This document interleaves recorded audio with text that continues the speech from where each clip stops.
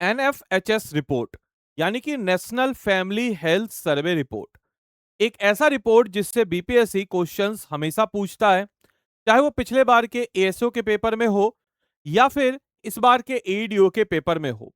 और हो सकता है एक ऐसा टॉपिक जो अमूमन पहले लोग मेंस पॉइंट ऑफ व्यू से पढ़ते थे, बट अचानक से जो बीपीएससी ने अपना स्तर बढ़ाया पूछने का प्रश्न एमसीक्यू प्रीलिम्स में, उसमें ये क्वेश्चन पूछे जाने लगे।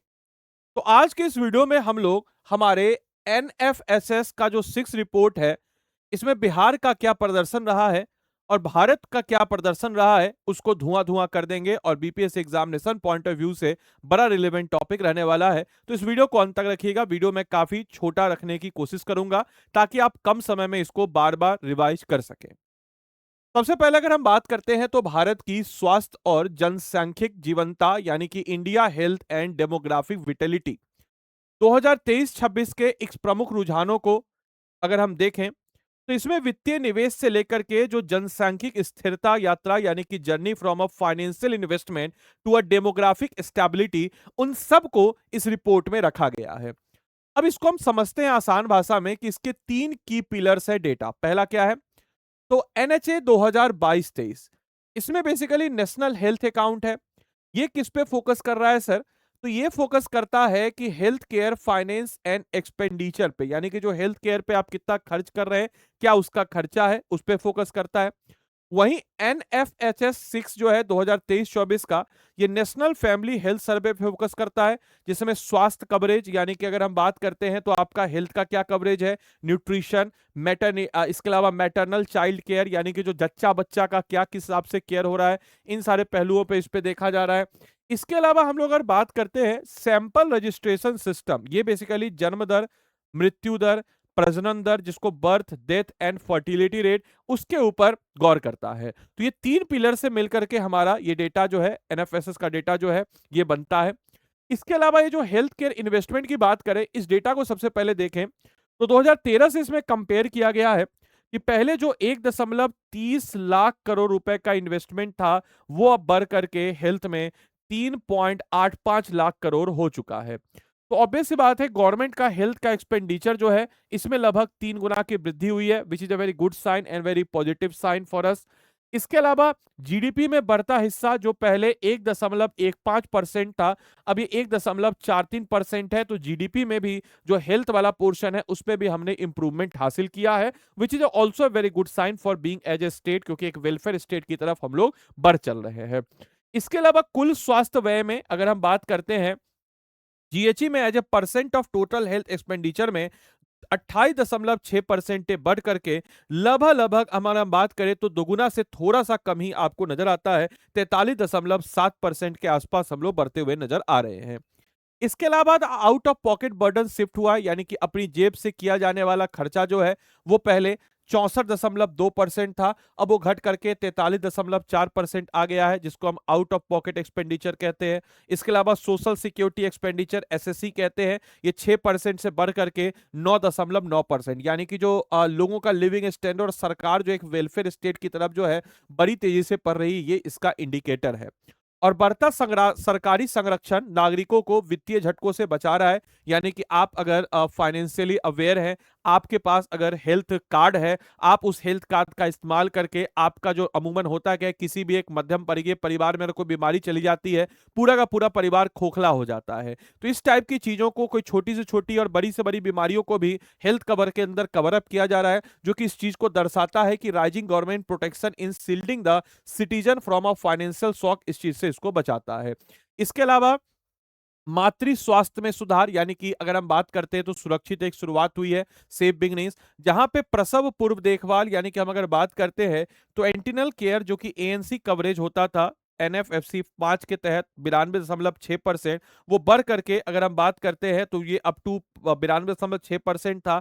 और अगर हम अभी बात करते हैं तो इंस्टीट्यूशनल डिलीवरी जो था इसमें 88.6% था, उससे बढ़ करके अब कितना हो चुका है, तो 90.6% इंस्टीट्यूशनल डिलीवरी। इंस्टीट्यूशनल डिलीवरी कहने का मतलब कि आप जो है, जैसे आप गांव घर में जाएंगे तो अब तो खैर बहुत कम, लेकिन आपने जरूर सुना होगा कि बच्चा बच्चा जो है घर के अंदर भी कोई आती है और वो बच्चा करा देती है, तो ये इंस्टीट्यूशनल डिलीवरी नहीं है। तो उसमें बेसिकली अब बढ़ोतरी हमको 90.6% नजर आई है। और वही जो है आपके प्रसव पूर्व देखभाल जो है, जो पहले 92.6% था, 95.9% बढ़ोतरी नजर आई है।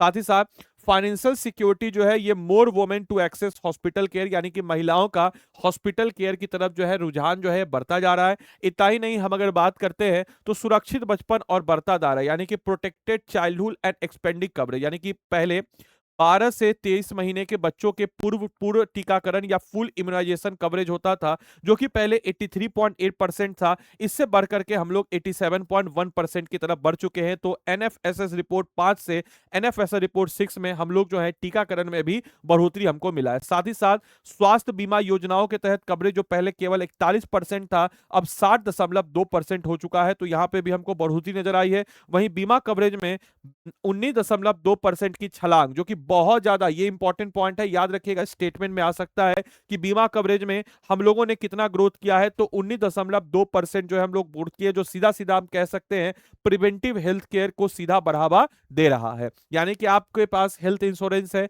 आप उसको पे कर रहे हैं, इससे आपके ऊपर वित्तीय बोझ जो है वो कम से कम पड़ रहा है। इतना ही नहीं, कुपोषण पर प्रभार, यानी कि मेल न्यूट्रिशन, यानी कि 5 वर्ष से कम उम्र के बच्चों में सुधार, इंप्रूवमेंट, जो चिल्ड्रन अंडर 5 ईयर्स, पहले क्या था कि उम्र के हिसाब से कम कद, जिसको हम लोग कहते हैं स्टनिंग, मतलब जो आदमी बौना हो जाता है, उम्र जिसका है उम्र के हिसाब से कम हाइट होता है, तो वो बेसिकली क्या है, पहले था 35.5%, लेकिन अब घट करके कितना हो गया है, तो 29.3%। इसके अलावा वजन में भारी कमी, जैसे किसी का वजन बहुत कम है तो ये पहले 7.7% लोगों ने वजन में भारी कमी होती थी, अब ये घट करके 5.2% हो चुका है, तो इसमें भी हमने इंप्रूवमेंट किया है। वजन कम मतलब ऑब्वियस सी बात है, जो वजन कम, अब इसको मेल न्यूट्रिशन जो है नहीं है, बौनापन, ठिगनापन, ये सब नहीं है। साथ ही साथ वाइटल रेट्स, अगर हम बात करें एसआरएस 2024 डेटा की, जिसको हम कहते हैं crude birth rate, crude birth rate 18.3% है 2023 की तुलना में, 0.1% की गिरावट हमको नजर आई है 2023 की तुलना में। वहीं अगर हम बात करते हैं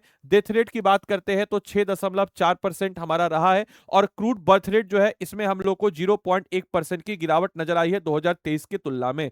साथ ही साथ इन्फेंट मोर्टालिटी रेट, जो कि पहले 2023 में 25 से नीचे हुआ है, अब कितना हो गया, 24 हो गया। 2023 में 25 था, अभी कितना हो गया है सर, 24 हो गया है।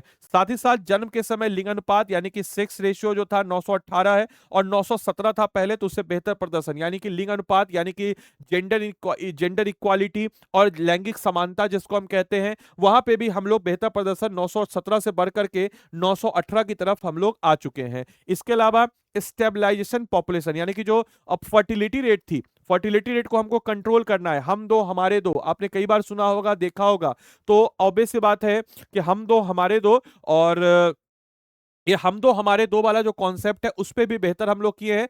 टोटल फर्टिलिटी रेट 1.9% हुई है, जो कि ऑब्वियस सी बात है कि 2.1% से जो पिछले बार का डेटा है उससे हम लोग कम प्रदर्शन किए हैं, तो टोटल फर्टिलिटी रेट 1.9 होना यह दर्शाता है कि भारत जो है रिप्लेसमेंट लेवल की तरफ बढ़ चुका है, और जो दीर्घकालीन जनसंख्या स्थिरता का संकेत है। यानी कि देखिए, दो लोग हैं तो दो से कम में हो रखा है, मतलब कि हम लोग जनसंख्या को कंट्रोल करने, हालांकि अभी भी सबसे जो ज्यादा बच्चे पैदा कहां हो रहे हैं, बिहार में हो रहे हैं 2.9%, सबसे कम कहां, दिल्ली में 1.9। इतना महंगा स्कूल है कि दिल्ली में लोग बच्चा ही नहीं पैदा कर रहे, जो सच्चाई वाली बात है। और ऑब्वियस सी बात है, बिहार में क्या है, 2.9% है, ठीक। बिहार में भी हालांकि महंगा स्कूल है, लेकिन पता नहीं, थोड़ा सा हमको अवेयरनेस की जरूरत है कि सर कितना भी कुछ हो जाए, अच्छे बच्चा पैदा करना नहीं, उसको अच्छी शिक्षा देना, अच्छा माहौल देना, ये बहुत जरूरी होता है। ऐसा नहीं कि बच्चा हो गया तो भगवान के भरोसे पल जाएगा, ये बिल्कुल पुराना और नकारात्मक सोच है। साथ ही साथ डेमोग्राफिक डिस्पैरिटी मैट्रिक्स की बात करते हैं, तो अगर हम बात करते हैं चाइल्ड बर्थ रेट, क्रूड जन्म दर की बात करें, तो अंडमान निकोबार में 9.9%, भारत का औसत 18.3%, और हाईएस्ट कहां रहा है, तो बिहार में रहा। तो यानी कि बिहार में वही चीज है, बच्चा जो है सबसे ज्यादा कहां पे, बिहार में, सबसे कम अंडमान निकोबार, भारत का कितना, 18.3%। इसके अलावा शिशु, अगर हम बात करते हैं क्रूड जन्म दर, जिसको हम लोग सीबीआर कहते हैं, ठीक है, ये बेसिकली बिहार में हाईएस्ट है, तो ये बेसिकली अच्छी साइड नहीं है बिहार के लिए। इसके अलावा शिशु मृत्यु दर, इन्फेंट मोर्टालिटी रेट, मणिपुर में केवल और केवल 2, समझिए, मणिपुर कितना डेवलप कर चुका है, हम लोग इतना मणिपुर को बोलते हैं। मणिपुर 2, भारत का 24 एवरेज है। सबसे खराब प्रदर्शन छत्तीसगढ़, ठीक है, 36। इसके अलावा 36 से 36 याद कर लीजिएगा, 36 से छत्तीसगढ़, ठीक।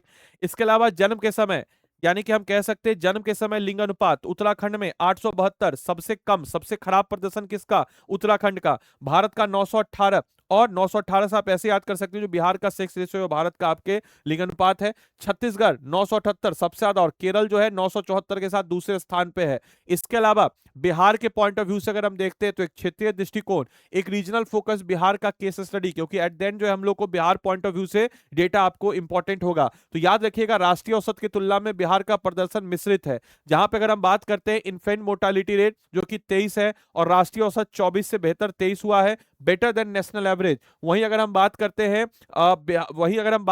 तो बिहार का यहाँ पे बेहतर प्रदर्शन है, ठीक है, नेशनल एवरेज से बेहतर है। इसके अलावा सीडीआर 5 और राष्ट्रीय औसत 6.4 से कम, लोअर देन नेशनल वैल्यू। इसके अलावा क्रूड जन्म दर 26.8%, देश में सर्वाधिक है, ये चैलेंजेज है, कितना बच्चा क्यों हो रहा है। कुल प्रजनन दर, फर्टिलिटी रेट भी हाईएस्ट है, ये भी चैलेंजेज है। जन्म के समय में लिंग अनुपात 896, राष्ट्रीय औसत 918 है, इससे काफी कम है। तो यहाँ पे भी हमको लैंगिक समानता लाने की जरूरत है। तो ये कुछ चैलेंजेज हैं, ये कुछ पॉजिटिव साइंस है। तो आपके प्रीलिम्स पॉइंट ऑफ व्यू से यहाँ से डेटा आपके घुमा फिरा के पूछेगा, आपको थोड़ा तैयार रहना है।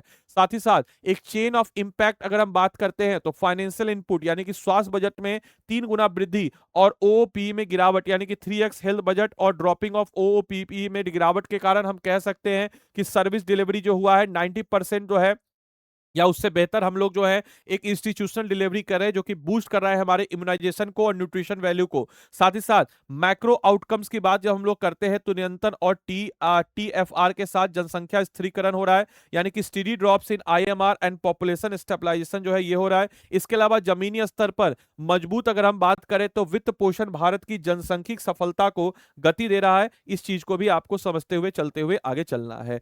ये था आपके 72nd बीपीएससी प्रीलिम्स, और साथ ही साथ मेंस में भी इस डेटा का आप इस्तेमाल कर सकते हैं। अगर आप में से कोई भी जन अगर हमारे फाउंडेशन बैच के लिए इंटरेस्टेड है, जो 73rd या 74th या आपके जानने वाले तैयारी करना चाहते हैं, तो व्हाट्सएप कर दीजिएगा 8789847319 पे। हमारे बैचेज की खास बात क्या है, तो हमारे पास 2 बैचेज, एक हिंदी बैच है, एक इंग्लिश बैच है। तो मेरे भाई मैं आपको हमेशा बताता हूं कि आप हमेशा इस चीज को ध्यान रखिए कि सिलेक्शन आपका वही करवा सकता है जो आपको आंसर राइटिंग लिखवाए। जो भी टीचर या जो भी संस्थान आपके अगर आंसर राइटिंग पे जोर नहीं दे रही है तो महज आपका समय खराब करिए। आपको लगेगा कि नहीं सर आज ना कल में हम पढ़ लेंगे, आंसर राइटिंग कर लेंगे, ऐसा कुछ नहीं होता है। आपको डे 1 से प्रैक्टिस करना होता है, उस टॉपिक के साथ आपको मिल करके करना पड़ता है। देखिए हर एक टॉपिक का answer writing handwritten notes अपने हाथों से, और वैसा टीचर नहीं ऐसे लिखा जाता है वैसे लिखा जाता है, बाकायदा लिख करके हम आंसर राइटिंग देते हैं। देखिए हर एक टॉपिक का आंसर राइटिंग कैसे, फ्लो चार्ट कैसे, डायग्राम कैसे, पाई चार्ट पेन से लिख करके, यहाँ डिजिटल नोट्स भी आपको हम देते हैं, हैंड रिटन नोट्स। इकोनॉमी जैसे वास्ट सब्जेक्ट का हिंदी में भी देते हैं, इंग्लिश में भी देते हैं। हर टॉपिक का, हर चीज का कैसे लिखा जाता है, क्या उसका तरीका आप देख लीजिए, जैसे हिंदी में भी देख लीजिए तो कैसे क्या तरीका है, किस टाइप से नोट्स को लिखा जाता है, क्या इसका है, तो हर एक पॉइंट ऑफ व्यू से आपको समझाते हैं। हमारे बैचेज में अगर आप इनरोल करते हैं तो क्या क्या आपको मिलेगा, तो हमारे बैचेज में आपको 1100 प्लस घंटे की लाइव क्लासेस मिलती है। अब ये 1100 प्लस घंटे की लाइव क्लासेस का मतलब क्या हुआ, जैसे मान के चलिए मैंने कोई टॉपिक आपको पढ़ाया, मैंने आपको पढ़ाया रिवर्स ऑफ बिहार, तो रिवर्स ऑफ बिहार टॉपिक मैंने आपको पढ़ाया, तो आपको इस बैच में मिलेगा एक मेंटर। मैंने आपको नोट्स बनवाया, हिंदी वालों को हिंदी में, इंग्लिश वालों को इंग्लिश में नोट्स बनवाया, याद रखिएगा, ठीक है, हिंदी वालों को हिंदी में, इंग्लिश वालों को इंग्लिश में। तो मेंटर जो है वो क्या करेगा, आपको इस टॉपिक से रिलेटेड एमसीक्यू बनवाएगा, साथ ही साथ इस टॉपिक से रिलेटेड क्रक्स मटेरियल देगा, साथ ही साथ आपको कुछ नोट्स दे देगा। इसके अलावा इस टॉपिक से रिलेटेड एमसीक्यू के बाद इस टॉपिक से रिलेटेड मेंस का क्वेश्चन है with sample question and answer देगा, आप उसको लिखेंगे, सबमिट करेंगे।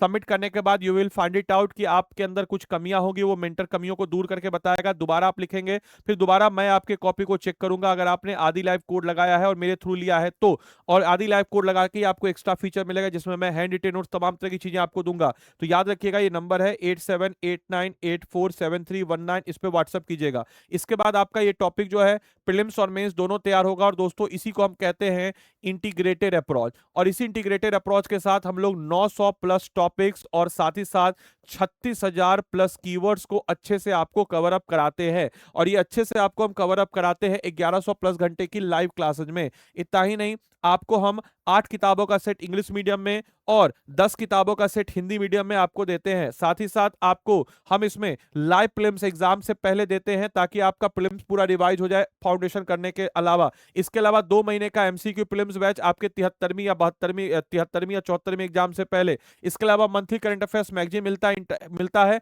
और आपका हमारा साथ जो होता है सिर्फ प्रीलिम्स तक नहीं, प्रीलिम्स आपका क्लियर होगा तो डेफिनेटली हम आपको 100% स्कॉलरशिप के साथ जो भी आपने पेमेंट किया सब वापस कर देंगे। इसके अलावा आपने हमेशा एनसीईआरटी पढ़ने का प्रयास किया होगा लेकिन कभी कंप्लीट नहीं कर पाए हो, कभी सोचा है क्यों? क्योंकि एनसीईआरटी एकेडमिकली क्लास 6 7 8 9 10 या 11 12 के बच्चों के लिए बनी है, लेकिन हम उसको कॉम्पिटिटिव पॉइंट ऑफ व्यू से आपको एनसीईआरटी का भी देते ताकि आप बेस मजबूत करें। 5100 एमसीक्यू और प्रीलिम्स एग्जाम के तुरंत बाद 4 महीने का डेडिकेटेड आंसर राइटिंग, साथ ही साथ प्री रिकॉर्डेड फाउंडेशन बैच इसमें मिलता है, साथ ही साथ ग्रुप मेंटरशिप बाय फैकल्टी जिसमें मिल जाता है। तो ये सब कुछ आपको इस बैच में आपको मिल जाता है मेरे भाई। इसके अलावा अगर आपको इस बैच में इनरोल करना है, हिंदी इंग्लिश दोनों बैच है, आप सीधा सीधा क्या करेंगे तो ये नंबर है 8789847319, डायरेक्टली आप हमको क्या करेंगे इस पे व्हाट्सअप कर दीजिएगा अपना नाम और अपना मीडियम लिख करके। मेरा नंबर है, सेव कर लीजिएगा इसको, डायरेक्टली व्हाट्सअप कर दीजिएगा नाम और मीडियम लिख के। ये आपका क्लास की पीडीएफ जो है आपको यहीं मिल जाएगी। ये टेलीग्राम और व्हाट्सअप चैनल है। अगर आपको खुद से इनरोल करना है तो आप ऐसे भी कर सकते हैं। स्टडी आईक्यू के ऐप या वेबसाइट जो भी आपको सहूलत लगे वहां चले जाएंगे। वहां जाने के बाद याद कीजिएगा तो यहाँ पे आप क्या करेंगे, स्टेट पीसेस में बिहार में आप देखिए बिहार पीएससी का आपका बैच नजर आएगा, अभ्युदय बैच, आरंभ बैच, इसमें आप चले जाएंगे जो भी आपको सहूलत लगे। बाय नाउ पे जाएंगे, बाय नाउ पे जाने के बाद यहाँ पे आप क्या कीजिएगा तो कोड लगा दीजिएगा ADILIV, आदि लाइव कोड। याद रखिएगा कोड आपको आदि लाइव ही लगाना, बाद में कोई एक्सक्यूज नहीं, बाद में मत बोलेगा सर आपका मेंटरशिप नहीं मिला, मेरा मेंटरशिप चाहिए, आदि लाइव ही कोड लगेगा तभी आपको मेरा मेंटरशिप मिलेगा। इसके अलावा 8789847319, ठीक है, इस पे आप व्हाट्सएप कीजिएगा। इनफैक्ट अगर स्टडी आईक्यू से कॉल आया तो उनको मेंशन कर दीजिएगा कि आपको आदित्य सर का ही मेंटरशिप चाहिए, इस चीज को मेंशन कीजिएगा। बाद में कोई एक्सक्यूज नहीं कि सर आपका हैंड नोट्स नहीं मिला, आपका ये नहीं मिला, आपका वो नहीं मिला, इस चीज को आप इंश्योर करेंगे, ठीक है। तो चलिए मिलते हैं अगले सेशन में, तब तक के लिए सारे बच्चों को bye bye, take care, thank you and thanks for watching this session, thank you.